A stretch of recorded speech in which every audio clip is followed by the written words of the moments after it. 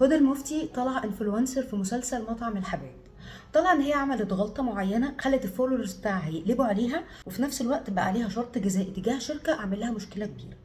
وده كان سبب انفصالها عن خطيبها. ليه بقى؟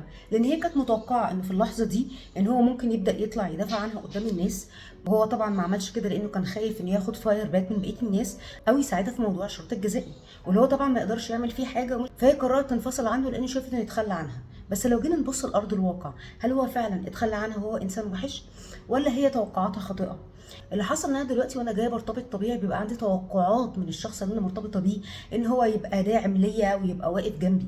بس في فرق كبير ما بين ان حد يدعمني ويقف جنبي، ما بين ان انا كشخص بروح اعمل اخطاء مش طبيعيه وبجري على الشخص كاني طفل صغير بيجري على باباه اقول له الحقني انا عملت كذا. وهو ده اللي هي عملته، وبالفعل هو اللي قدر يساعدها فقط مين؟ هو باباها، وساعدها مقابل شرط. اللي عايزه اقوله ان اكوردنج للاحصائيات، التوقعات الخاطئه من اكبر اسباب الطلاق والانفصال.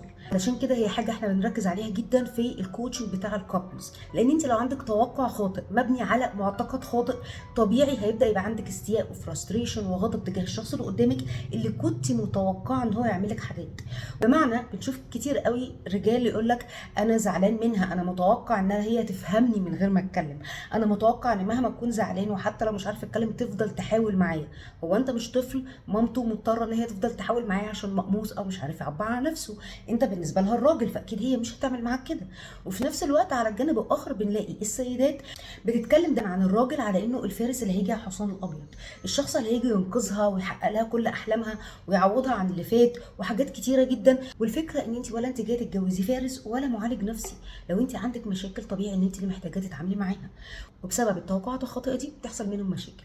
لما احنا بدنا نشتغل على التوقعات، بدنا نشتغل عن ايه هي المعتقدات اللي احنا كبرنا عليها ومحتاج ان احنا نعمل لها تصحيح، بتفرق جدا في نجاح العلاقه.